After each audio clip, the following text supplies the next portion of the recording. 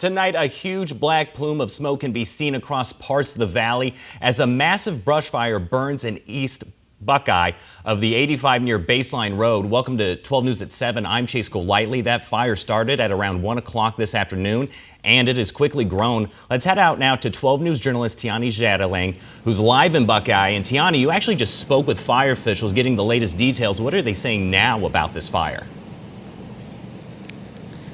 Chase, the fire currently sits at around 275 acres. We're just off of Hazen and Rooks Road, and fire officials telling us some good news this evening that the fire is now contained, and it is contained on all four sides of the fire. So I'm going to step out of the scene so you can see what we're seeing at the moment. As we were driving on the I-10 and you mentioned westbound from downtown Phoenix, I could see the large black plume of smoke just bleeding into the air. According to what we've learned from officials, crews from several agencies are working to fight the fire.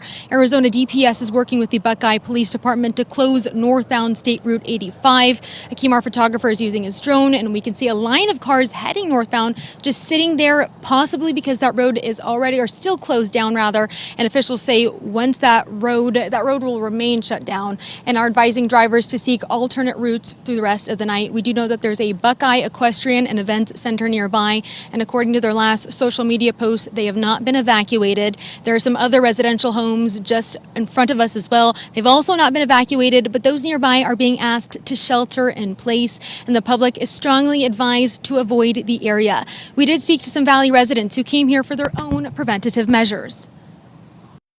I live like 2 miles away, and I was afraid that if it went northeast, I'd have to water down my property or just watch it burn. We've seen El Mirage, Phoenix, Buckeye, Surprise, a ton of everybody come down. So they had good response to it. They really did.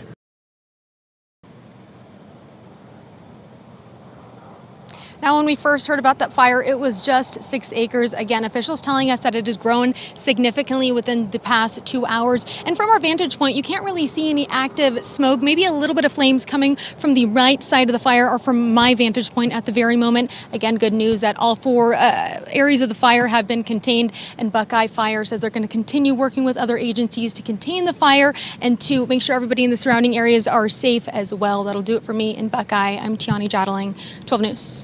Now, Tiani, I know you said there's no evacuations at this time, but are fire officials letting people in the area to just be on standby, maybe have some things ready to go just in case this thing gets back out of control?